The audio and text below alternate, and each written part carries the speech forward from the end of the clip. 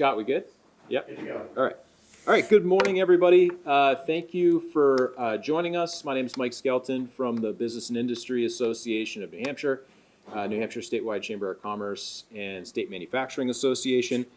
I'm really pleased to be here today, joined by a broad coalition of colleagues from the business community and education community to discuss a really important issue, and that's the funding of our university system here in New Hampshire.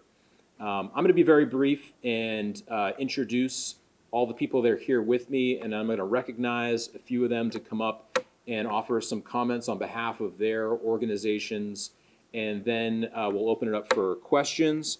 But I think the top line message we're all here to share is that our university system is an investment in the future of our state and its economy. And one of the challenges that we are all aware of is the rapid aging of our workforce. New Hampshire is actually one of the oldest workforces in the country. 27% of our workforce is over the age of 55. And our university system and institutions of higher education are incredibly important talent pipelines to building, restoring, and ensuring that our workforce can continue to grow and power our economy. So our speakers today will share their perspectives on this issue.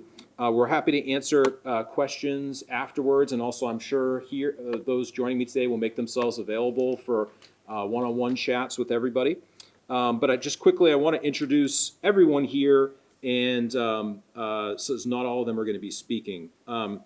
Joined today by Micah Stark from the New Hampshire College and University Council, Heather McGrail from the Greater Manchester Chamber, Andrea Hechevarria from New Hampshire Life Sciences, Corinne Benfield from Stay Work Play, Bill Greiner, who's a New Hampshire business leader and investor and chair of Primary Bank, Kathy Preventure, who's the chancellor of the University System of New Hampshire, who we've invited to join us today, who can speak to the impact the House budget could have on the university system, Christiana Thornton from Granite Advance, Julie Demers from the New Hampshire Tech Alliance, Ben Van Camp from the Chamber Collaborative of Greater Portsmouth, Wendy Hunt from the Greater Nashua Chamber. We're actually also joined by a student, Edwin, who is going to speak about the impact of the unique grants program, the unique scholarship program on his life. So I'm going to get things started in just a moment, but I think on speaking behalf of all my colleagues, our call to action this morning is we would like to see the Senate restore funding to the university system in line with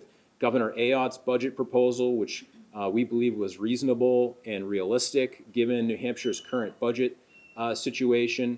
And while it would include some cuts in pain, it was reasonable and an opportunity for us to continue to move forward in a responsible way.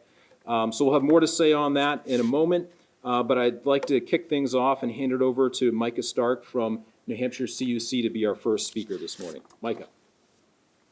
Thank you, Mike, and thanks for taking the leadership to organize this. Hi, everyone. I'm Micah Stark, the president of the New Hampshire College and University Council. We are a coalition of 19 public and private colleges and universities across the state. We are united in our concern about the proposed cuts to higher education in the House budget, especially the decision to divert $15 million per year from the unique scholarship program to cover operational costs in the university system. The unique program is a nationally respected model of effective, responsible public policy. Since 1997, it has been managed by an independent 529 commission on which I serve and has provided over $213 million of scholarships to New Hampshire students without relying on a single state tax dollar.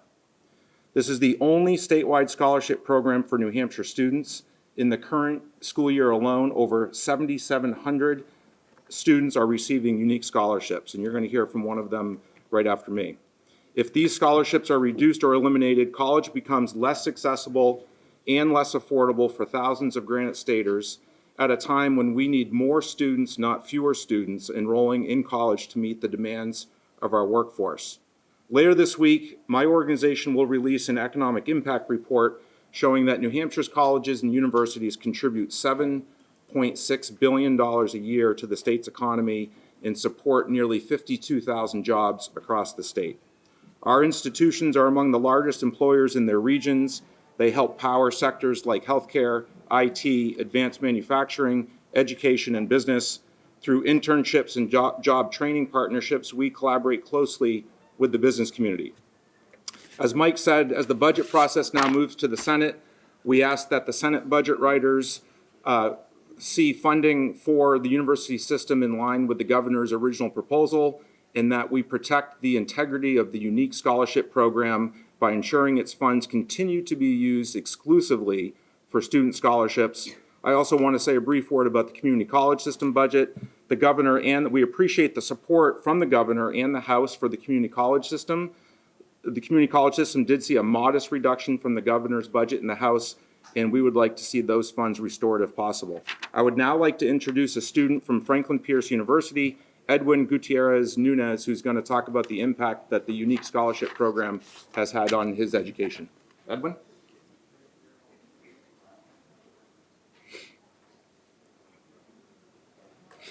Hello to all. My name is Edwin Gutierrez Nunez, and I'm currently a sophomore at Franklin Pierce University, pursuing a degree in marketing.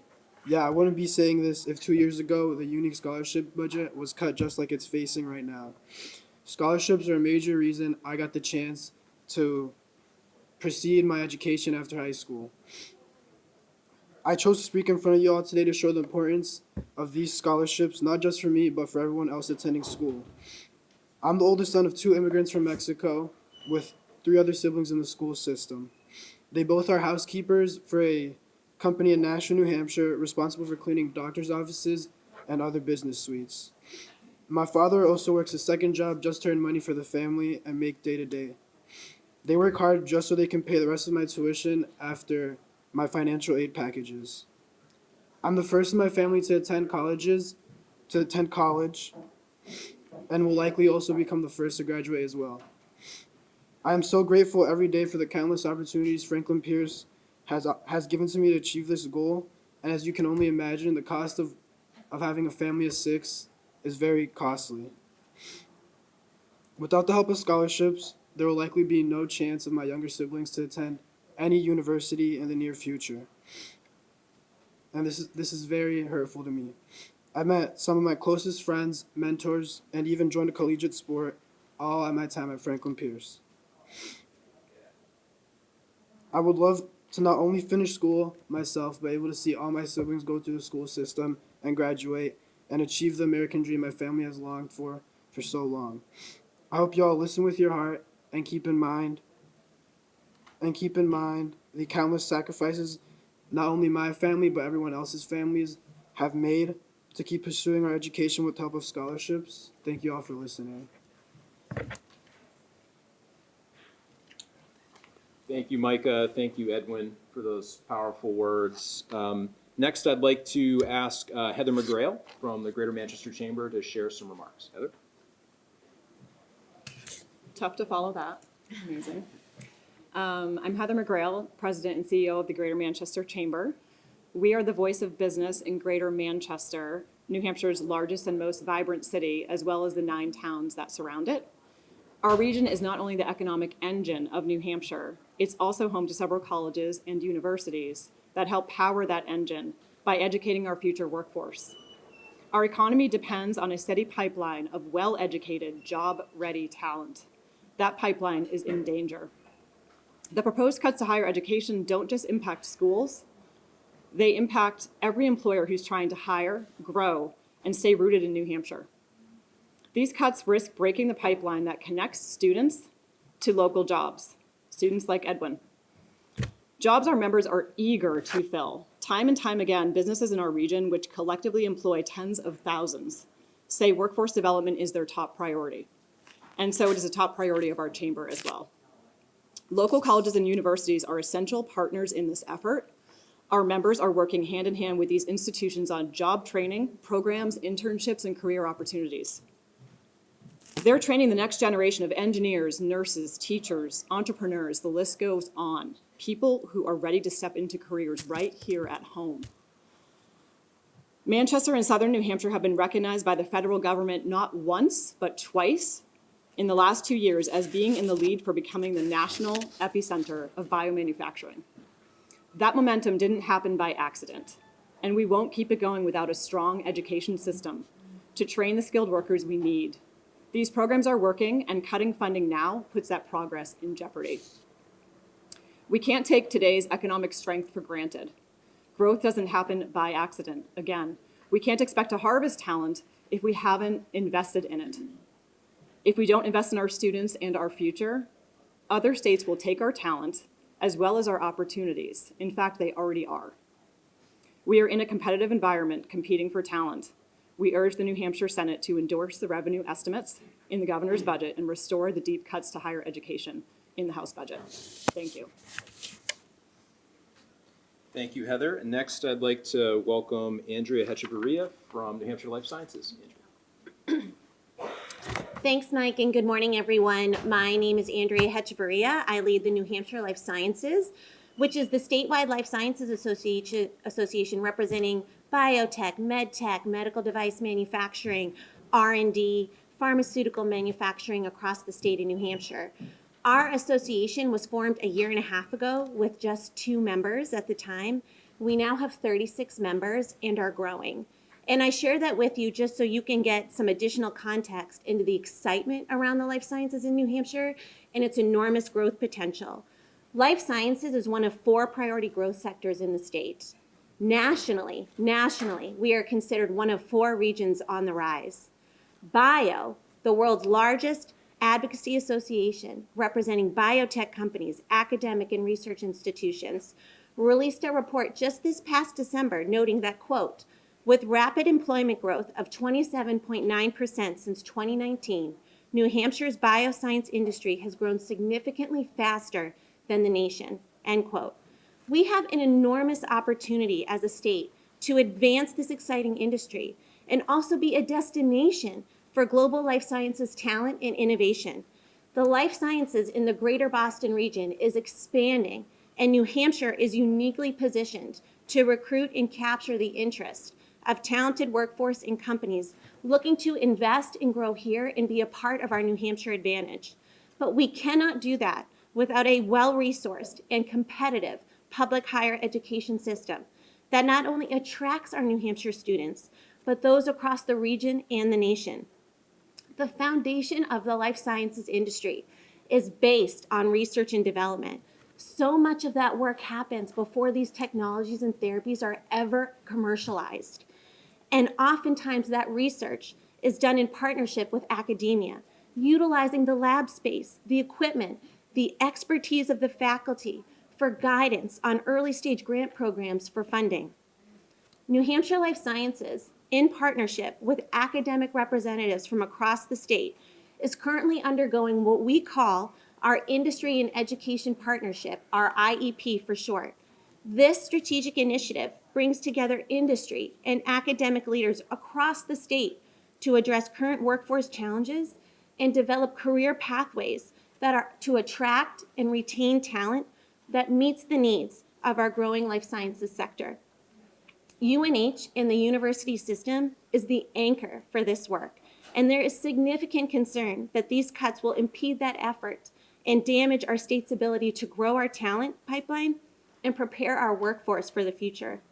I will close with one last piece, and this is a quote from Bio's report on the U.S. bioscience industry in the state, and it's their best practices for innovation and job creation. Building career pathways for future biosciences talent is crucial. Attracting and retaining a continuing flow of educated and technically proficient workers is essential to a state aspiring to enhance a biosciences industry presence. In this global economy, nearly every competitor has access to breakthroughs in technology and to the equipment and capital to produce standardized products. It is the regions that possess the human capital with its insights and competencies that experience enormous competitive advantage. Let that be New Hampshire. Thank you. Thank you, Andrea. Next, I'd like to welcome a New Hampshire business leader up to offer a few remarks, Bill Kreiner, who's the chairman of Primary Bank. Bill? Mike, thank you. Mike, thank you for putting this together and for the other organizers. I'll start by saying Primary Bank is almost 10 years old. We are a commercially focused bank. $700 million in assets. What does that mean? It means all of our customers are businesses. That's who we lend money to, businesses and organizations. The good news is we've got a low unemployment rate in New Hampshire. The other side of that is that we need more people to continue to fill jobs. In fact, the biggest concern that we hear from customers across the state is the ability to access talent. And as Heather had stated earlier, that's, really cuts across all business lines. It's critical. And if we can't support higher education as an incubator and as a provider for the future job openings that exist and the future positions, that unemployment rate and that economic strength that we've seen as a state will suffer. The banking industry specifically is built on reliable budgeting. Numbers have to add up and they have to be sound.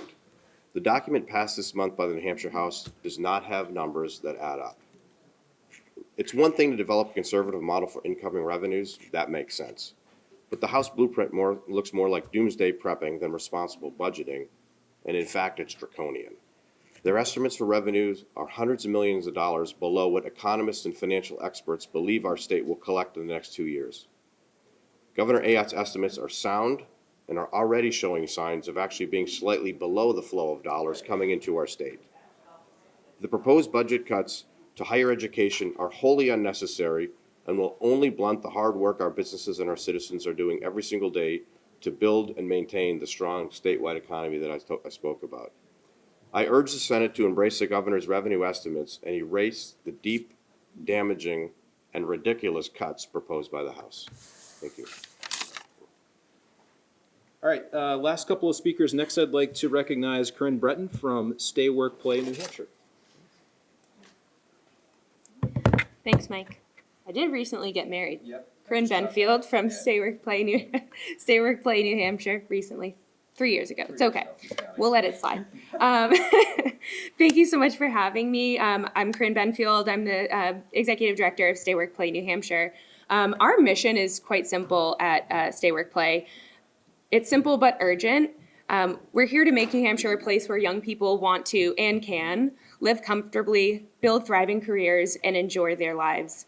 But if the House budget and the deep cuts to our university system moves forward, our work just got a whole lot harder.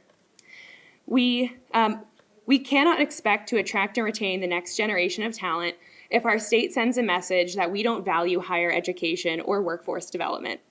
Slashing funding to our public colleges and universities not only jeopardizes the strength of those institutions, but also undermines our ability to build the kind of future-ready workforce New Hampshire needs.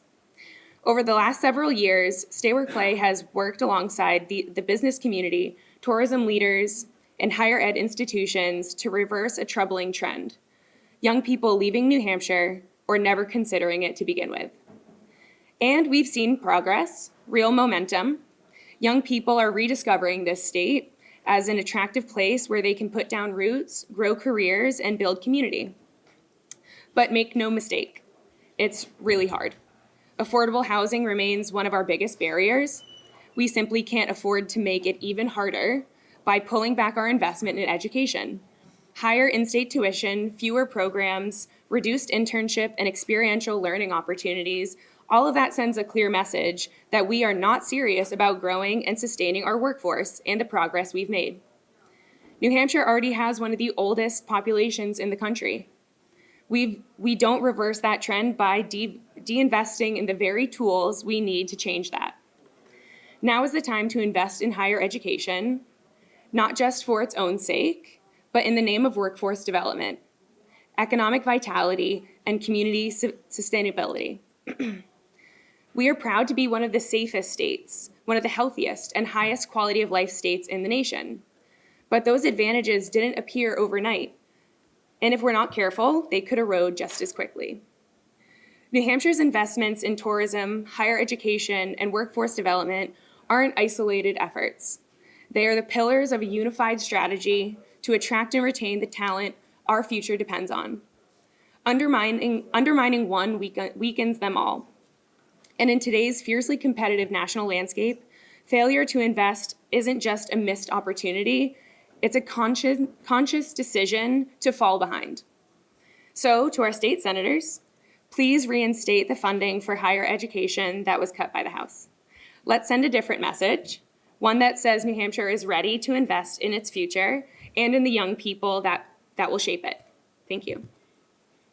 Thank you, Corinne.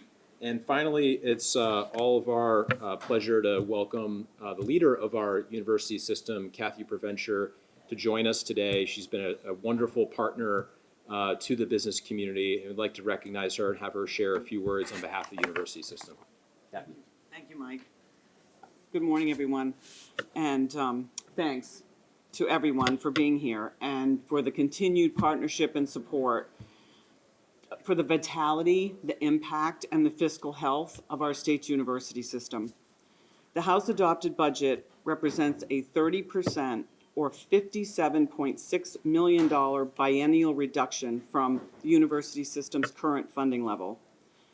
This will severely inhibit the university system's ability to drive workforce so needed by granted state employers in every industry, as you've just heard. Despite real headwinds for higher education caused by declining numbers of high school graduates and intense competition, especially around New England, for the first time since 2013, the university system increased the number of in-state New Hampshire students attending our institutions this academic year. That is in part because of the state's continued investment in the university system that has allowed us to keep our in-state tuition down.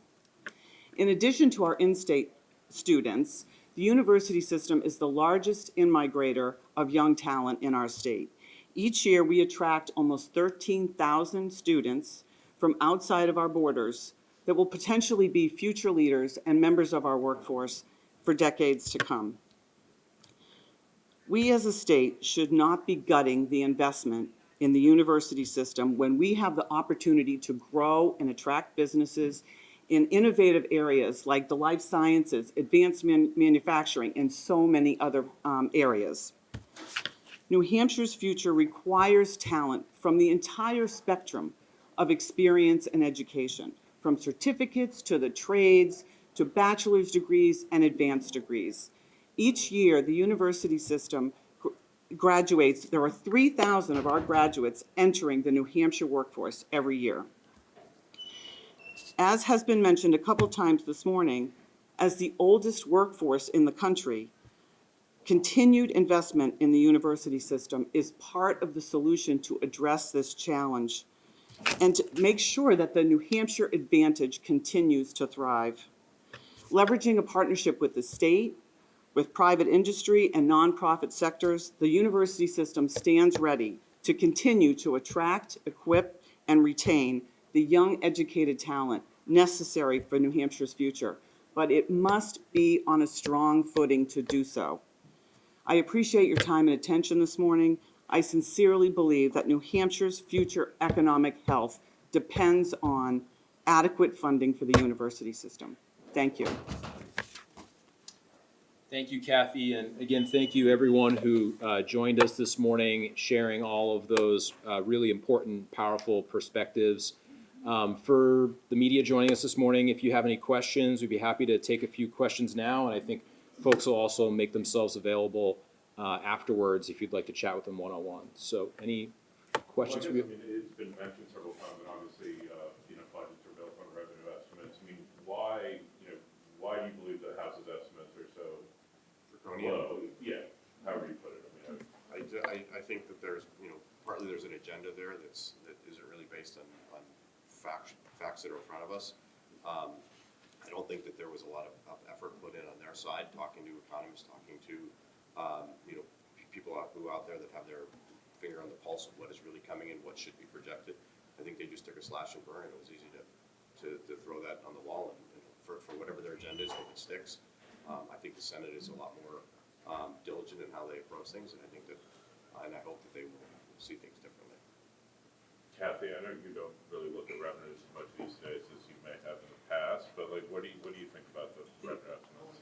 Thank you. And I'm going to begrudgingly answer based on comments that the governor made last week at the BIA business meeting.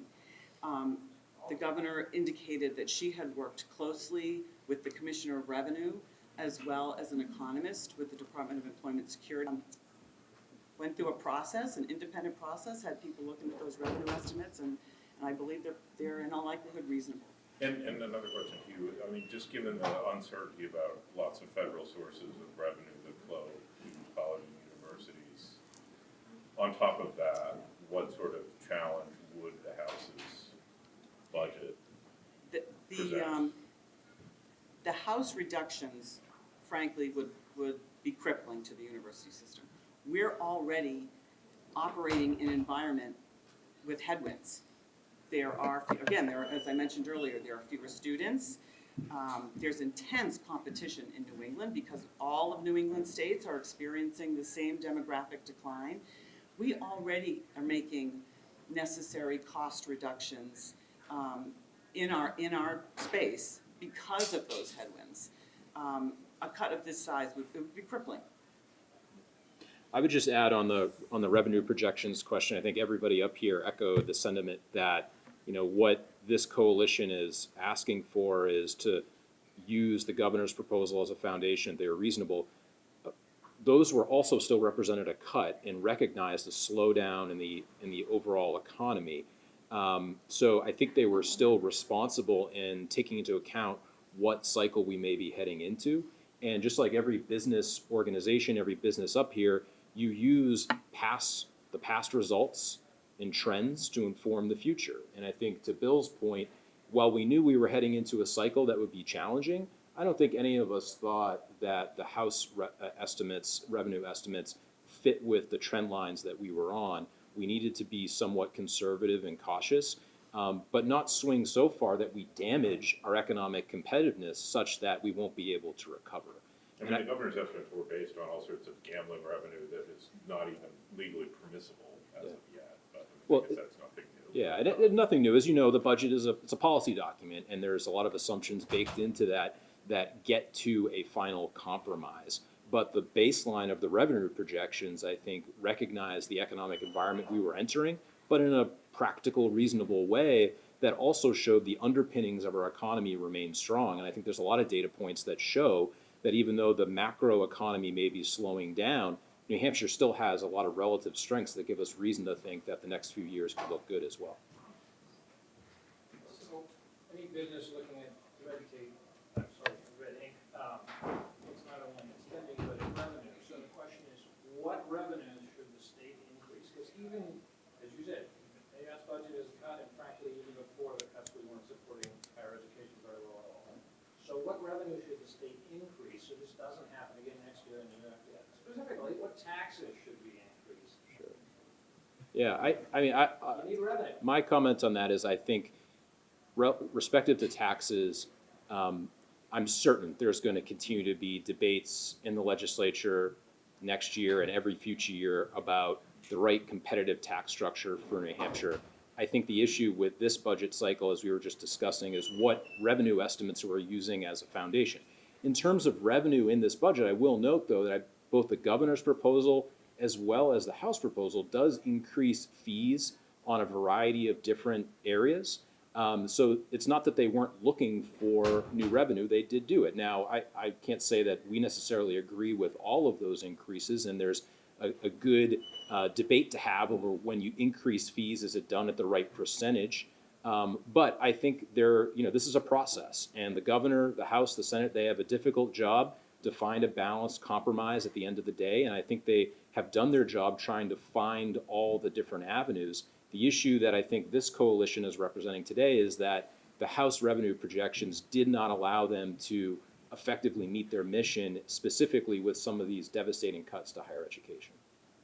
I mean, more broadly though, how much is it, I mean, the leadership makes up decides the constitution of the finance committee, but there's also people, philosophically, you heard people say, well, I'm not sure this is the role of government and that sort of thing. I mean, how much do you think that is at work in the decisions regarding higher education funding? Yeah, I think, and others can chime in here if they would like to, but I said at the beginning, for the BIA, investing in the university system and higher education is an investment. It's not a cost.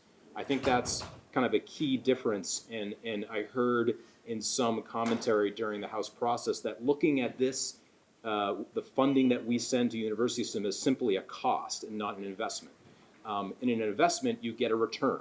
And it's clear that all the dollars that we send to university system, we get back in many, many multiples in terms of the talent and the economic output that the university provides to our economy.